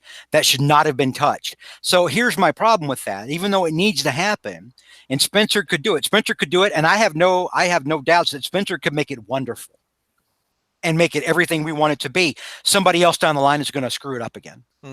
Somebody else down the line, another editor who thinks they know better, or another writer who doesn't even understand the character fundamentals, on basic levels, they're going to muck it up again. Yeah. So it's like, yeah, we can keep seesawing this. We can keep, having writers that understand the character, writers that understand organic storytelling, writers that understand flow, understand proper characterization of doing all this. It's going to be screwed up by people who are less talented. So on the one hand, yes, we need it. On the other hand, and Hal Spencer's not going to be here for 10 years. He's not going to sit there and park like Slot did. He's going to move on eventually. So how fast is that going to be undone again? Right. You know what I mean? Yeah. George, big pros. What's the big pros out of you? This is your book. I love this Jonah, and this Jonah made me think of J.K. Simmons. Jonah made me think of the Raimi Jameson. Just the way he would switch so quickly once you countered him. Yeah. And try to turn it back against you. I liked it. I did. I really, and on the one hand, it's like, well, Jonah's not taking anything seriously. No, Jonah right now has his head's in the clouds because he's on a popular radio show. And he does. Jonah is just eating everything up right now. And he's not really thinking clearly, I don't think. But I liked this Jonah. For this issue, I liked this Jonah. It made me giggle at times. It really did. Did you notice the little subtle thing on the cover that what radio station Jonah works for? No, I didn't notice that. If you look, it says every morning from 6 to 11 a.m. on Talk 616. I thought that was great. 616 a.m. But I really did. I really liked this Jonah. He was funny to me. Yeah. Other really pros out of the group. What do you guys like? I like the fact that we're getting the Jonah Jameson of the video game integrated in the Marvel Universe. Yes, I got a strong vibe of that as well. Very much one of our favorite parts of the game, George, was the fact that Jonah comes on and just bloviates over Spider-Man and reacts to the things that happen in the game. So the fact that was probably one of the best received parts of the game that I've seen online, to put that into the Marvel Universe is really cool. And it makes sense. I mean, look, Jonah Jameson as a pundit, modern day pundit, just works. Yeah. I mean, standard in the 60s, now we're doing it now. Well, yeah, if you go back and look at how he was when he first was presented, because he used to go on TV and give editorials, back early on in the run. Right. So, and here's the thing, print is dying. Print is just dying off. It is. Yeah. A newspaper circulation is in the toilet. And so it makes more sense right now for Jonah to be a talk show host and a newspaper publisher, because who gets a broader audience? Really, like a number one, syndicated talk show host, or the uppity editorial page of a newspaper. Right. You know what I mean?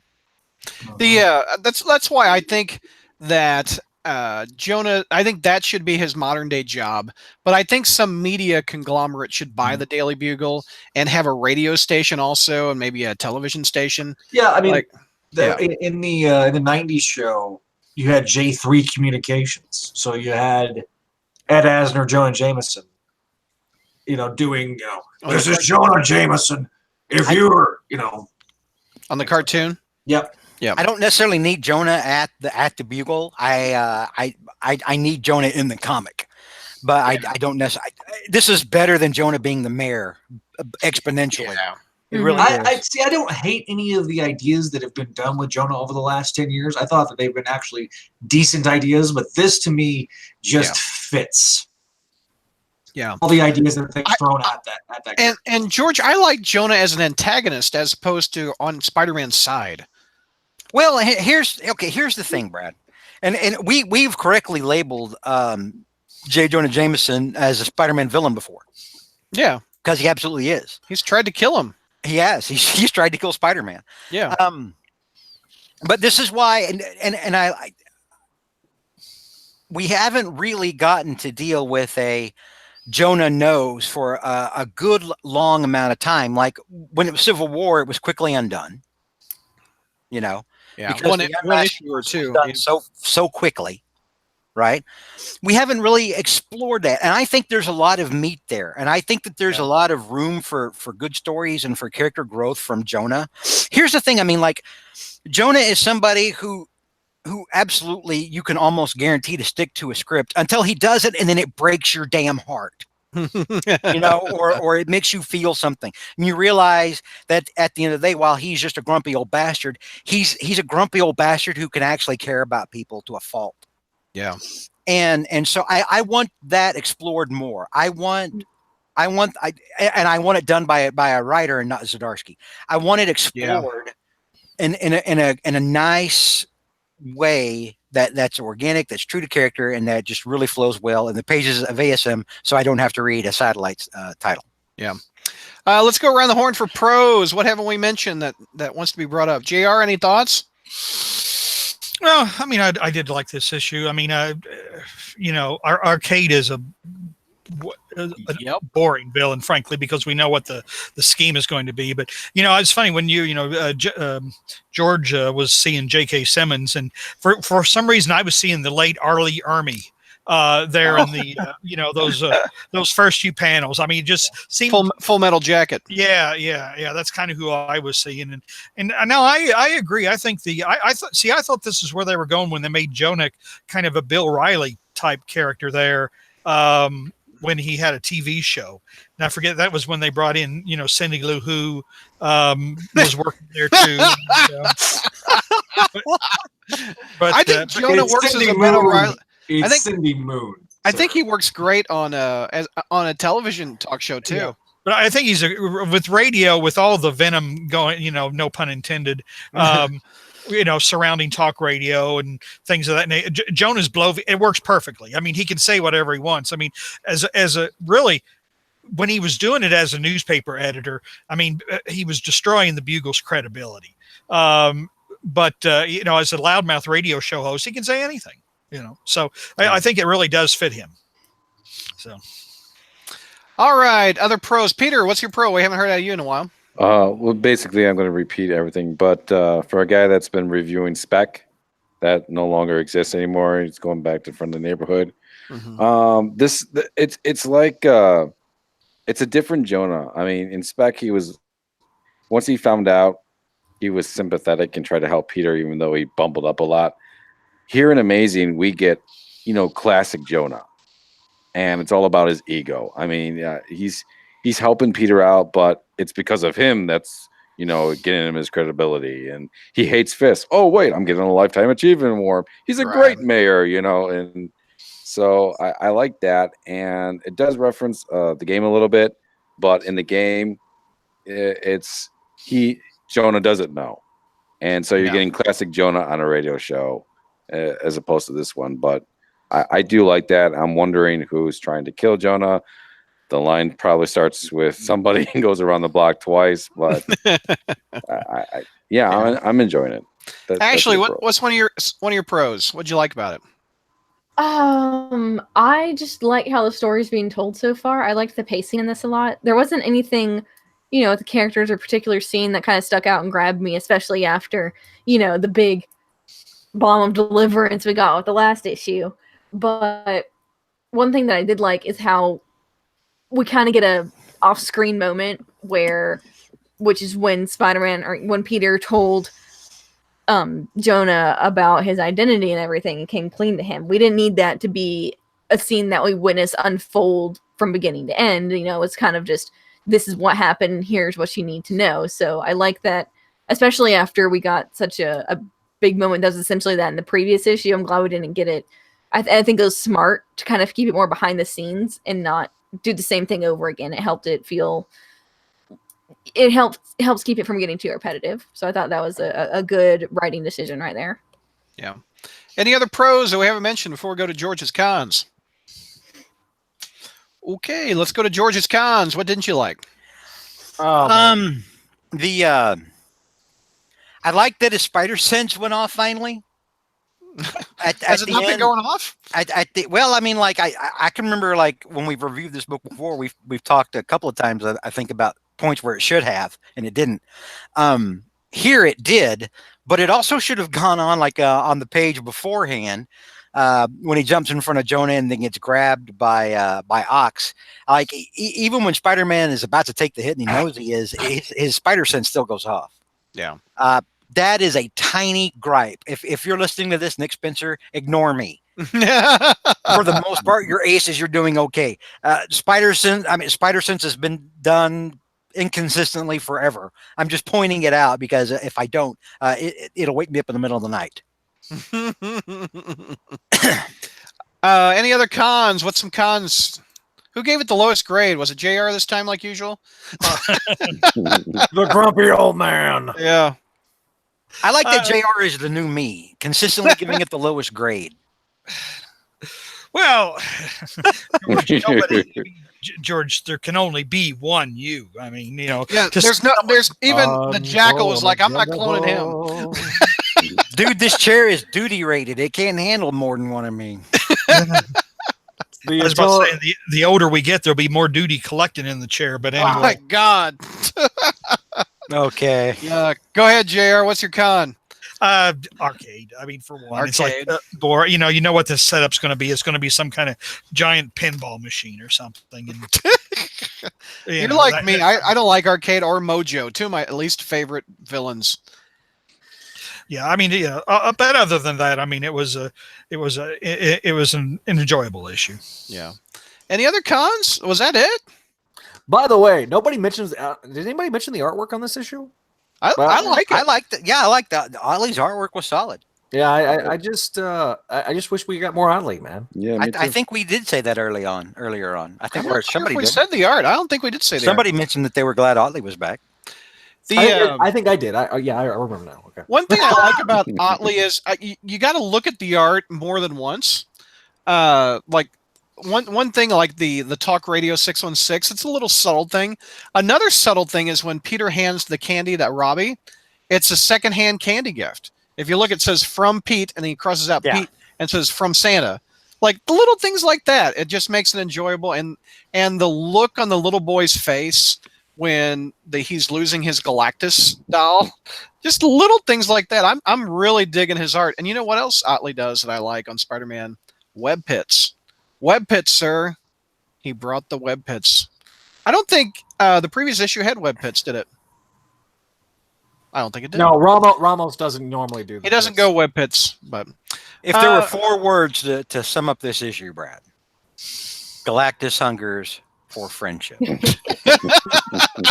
Galactus hungers for friendship. Very true. I also like that they're bringing the enforcers back. I mean, last we saw them, I think it's been in Brand New Day. They were on a bumper car thing. Yeah, they were in like kind of early on in Brand New Day. Bob Gale wrote that issue. Bob Gale. Oh God, that was rough. God. Does anyone else think it's significant that we're going into Scorpion being the villain for this go around? With his, he's got Jonah as his kind of the world's angriest sidekick going into this.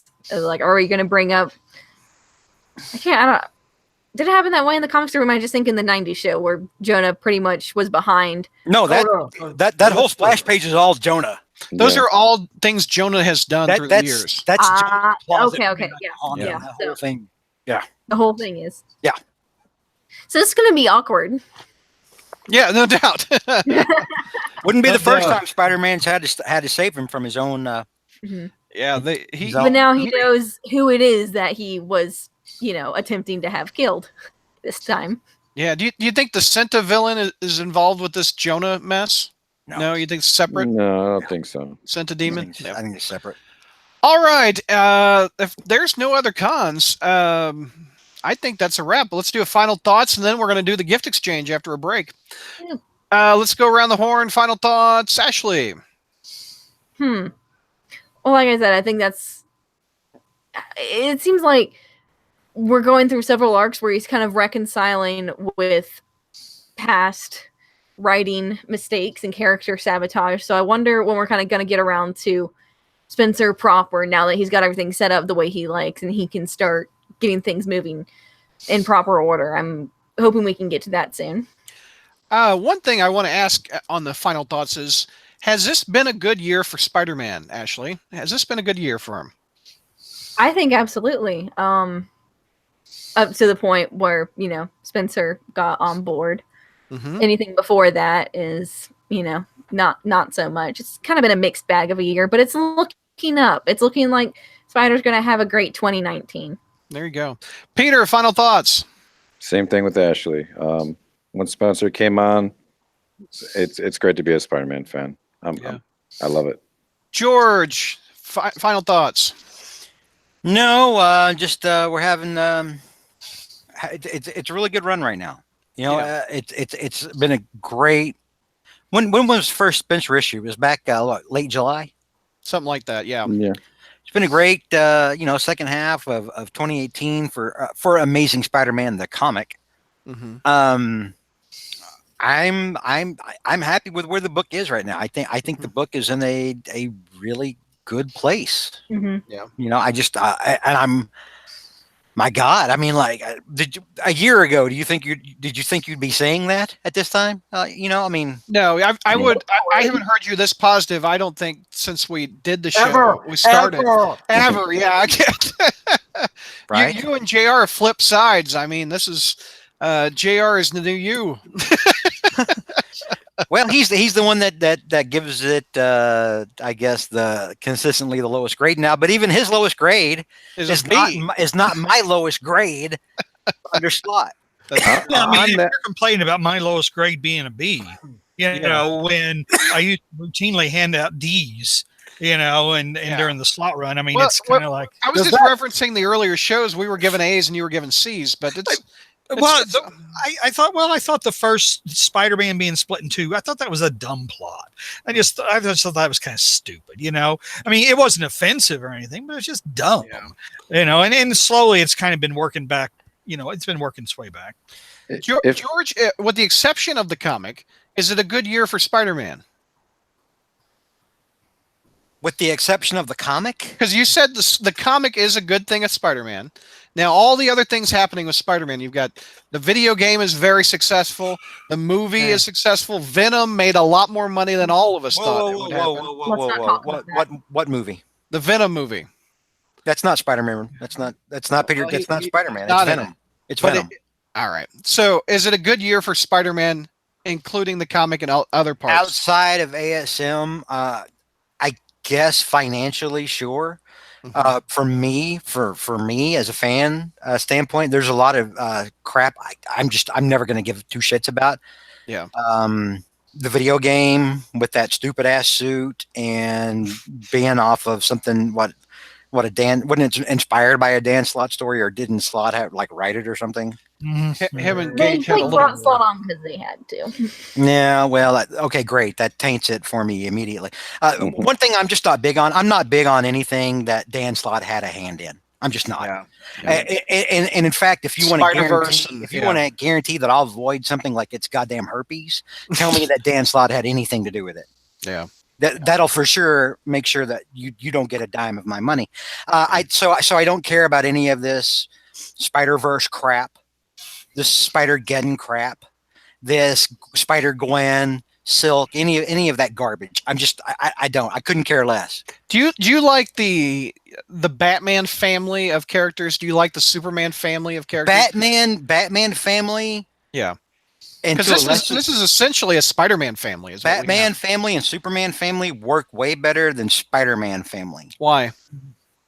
Because with Batman, I mean, you've always had that precedent of Robin and Batgirl. I mean, and Alfred. I mean, going back to like the 1940s.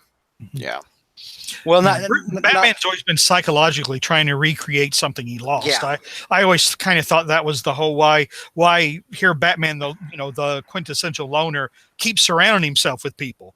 Well, because I don't want to step on what you were saying, but psychologically, I think he's trying to replace a family. Well, and for Spider-Man, it makes way the hell less sense because Spider-Man works so much better when it's just Spider-Man. I mean, he can have a partner for a little while. He was Felicia's partner for a little while, and it works out for a little while. He was best used with Avengers when he wasn't a member, when he was a reserve member, and he maybe had something to do with them once a year. He did not work well. Or I'll put this a different way. He wasn't written well when he was part of the Avengers. He wasn't utilized correctly. So he works best alone. Miguel O'Hara works because he is a Spider-Man from well, that's the thing. I mean, like, he's so completely different from Peter. His costume was completely different. His powers at the end of the day were completely different. Yeah. The only thing he really shared was that he was the Spider-Man of the time period where he came from. Everything else that is like a derivative of Spider-Man, and I love Spider-Ham. Don't get me wrong, but Spider-Ham's part of the problem now. Why? You know? Well, I mean, like, like anything right now that's like a derivative of the character is just watering the brand down. I would agree with that. It is. It's just watering the brand down. Spider-Gwen, Silk, all that damn Spider. What was that with with Moreland and all that crap. The inhibitors, or Thank you. Yeah. The whatever. I mean, like, all of that shit. Right. I mean, this is all of it is just bad. Yeah. It really, and Spider-Woman's different because, and I'm talking about Jessica Drew, because Jessica Drew has F all to actually do with Spider-Man. Just to save a copyright in the 70s. Yeah, I mean, she literally have anything to do with Spider-Man. Yeah. So all of this, it's just it bloats everything. It makes everything a gimmick. Let's just put a Spider-Man. It's like among steampunk fans, there's a saying, we'll just glue some gears on it. When you've truly given up and you just want to call it steampunk, hey, just glue some gears on it. And call it steampunk. It's the same thing with Spider-Man. Just throw a suit on it. But it's a new Ghost Rider. No, it needs a Spider-Man suit. Trust me on this. Go with it. It's tiresome. It's tiresome and played, and it takes away from what should just be a unique character.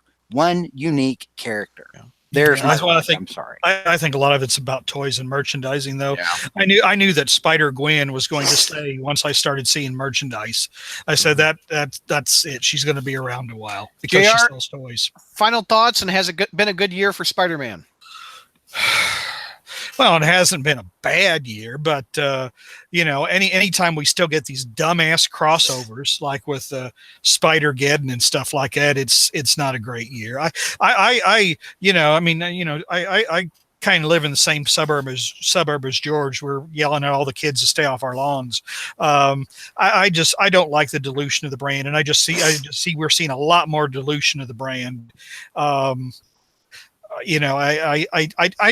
don't like it. I mean, I really don't like it. It's, I don't like, and I don't want to give any spoilers away. So what's happened, but I don't like what happens in the Spider-Verse movie. I don't. You've seen it? No, I've read spoilers. Oh, JR. I always read spoilers. I always read spoilers. That's because I like to talk and tease people. I don't like, how the Kingpin. Hey! Whoa! I was just going to say, I don't like how the fate of one character is handled early on, and I don't like how another character is portrayed as a middle-aged loser. It's just. It's but like I asked my son, my Spencer, I said, Spencer, am I just getting too old? And he said, yeah. That's well, that's your fault for being for raising him wrong. He just sounds like a spoiled brat. You sound like you should have just belted him more when he was younger. When he first started picking up DC Comics, I should have given him up for adoption. Yeah, Zach, put the girlfriend down off the phone. And good final thoughts. I was trying not to jump in on the other guys and letting them speak. Oh yeah. Letting them have their time. I saw your hands. You were swiping right and left at some points. I don't know. Anyway, I was looking for my future wife online. There you go. Final thoughts, sir. Here's the thing. Spider-Man has had a pretty good year, in my opinion. I loved the video game. I love what like this year in the comic side of things. It's like you get in the movie and it's kind of starting off really pretty bad. You're like, this movie. You've seen the movie? I've not seen the movie. I'm talking about like the comics in general, right? Oh, okay. So you walk into a movie theater and you're like, man, this movie is really pretty dreadful. And then you get halfway through, and then like, boom, plot twist. That plot twist was Spencer this year. And we got a really, really good movie at the end. Like now, the end of this year, it's like optimism and hopefulness. And you're like, man, I actually am liking what I'm seeing. That first half sucked, but man, that second half. Yeah. So that's where I am with Spider-Man. You look at the cartoon is a disaster. Yep. Okay. You look at I don't know anything about the new movie, the Venom movie. I didn't love it, but people did, obviously. $850 million worth of people did. It certainly helped that it had zero competition. Thank you, Zach. But again, it was successful, so we'll get another horrible Venom movie. It's great. For the Venom fans, fantastic. I feel like we've had a pretty good year. We're ending on a great note. The only good thing in my life right now is Spider-Man. So, final thoughts out of me. I think it's been a great year for Spider-Man. Nick Spencer is the lead charge, in my opinion, of the best thing about Spider-Man right now. I look forward to reading Amazing Spider-Man every month now. It's the very first book I pick up. I get a box of comics once a month. Amazing Spider-Man is the first book I read. And also the second book I read, which is also having a resurgence, is the Immortal Hulk. Al Ewing is knocking that Hulk book out of the park. My two favorite characters in Marvel Universe are written enjoyably. Haven't had that in a long, long time. When was the last time you enjoyed both Spider-Man and the Hulk at the same time, Brad? Is pot legal in Missouri? Is what? Yes, it is. It just got approved. Medical marijuana has been approved in Missouri, but I'm not indulging. I'm having a nice Mountain Dew beverage. Medical webawana. Peter David writing the Hulk was Paul Jenkins writing the Hulk I liked. That was early 2000s. Paul Jenkins, early 2000. Yeah. Paul Jenkins writing it on Hulk, and JMD Matei, Straczynski on Amazing. So early 2000s is the last time I've had Hulk and Spider-Man books I'm liking. Wow. I absolutely love the video game. And that I loved how popular it is, how people are just loving it. And I love that it's an 8-year on the job Spider-Man. It's an older Spider-Man. It's not a homecoming, fresh out of the womb, out of Tony Stark's basement Spider-Man. It's an enjoyable video game, and I can't wait to download the third DLC. Spider-Verse looks a lot of fun. I hope to see it this weekend. I'm not sure it's going to happen. I just from the previews, I'm scared that I've seen too much of it already. Like when they go down in the basement and there's a Spider-Mobile, I saw that in a trailer and I'm like mind blown. I never would have thought 30 years after I picked up Marvel Tales of Spider-Ham, I would see him on the screen. I love me some Spider-Ham. I think that looks so much fun. I love Spider-Ham too. It's just like when we start seeing Spider-Ham in an actual film. Why not? Why not? Rock on with it. We're stretching it. We're stretching it a lot. The Venom movie wasn't as awful as I thought it would be. It was a B-. I'm like, that was shocking. So that was a nice surprise. It was a B- because our expectations were so low. Come on. I guess so, man. It's worth pointing out that a lot of the people that said that they liked Venom as a movie also acknowledged that it was shit. Yeah. No, I'm dead serious. A lot of the people that I have read comments from, or especially from our own community, or people commenting on our YouTube videos, people commenting on our website, yada yada, Facebook page, consistently, there has been a voice amongst the fans that said, "I had a good time, I enjoyed myself. Boy, did this movie suck." Exactly. That's what we call a good bad movie. Yeah. So you're telling me that we should be happy that there's a Spider-Man film that sucks, or I'm sorry, a Spider-Man related film, not a Spider-Man film, a Spider-Man related film that sucks so bad it's enjoyable. I'd give it a B. It didn't suck so bad. It was a nice, pleasant surprise that it wasn't awful. What about the commercials in the beginning, Brad? Congratulations for settling for less. For superior quality. A B means superior, if I remember correctly. The B does not mean superior, Brad. What does it mean? A is excellent, B is superior, C is average. No. B means above average, Brad. All right then. That's what. Go we for are it. Go not for it, having Zach. this Go for it, discussion. Zach. Zach's gonna hit it. We Go are ahead. not having this discussion. No, we're anymore. not. No, we're not. All right. That's what a B is. So, Yes. how about an Above F? average. No. It's above average. All right. That is a wrap on this episode. YouTubers watching us, we will be back in about 10 minutes. You do not want to miss the gift exchange. I have found some weird things to give these people for Christmas. This is going to be fun. Everybody is giving a gift to each other that they found online.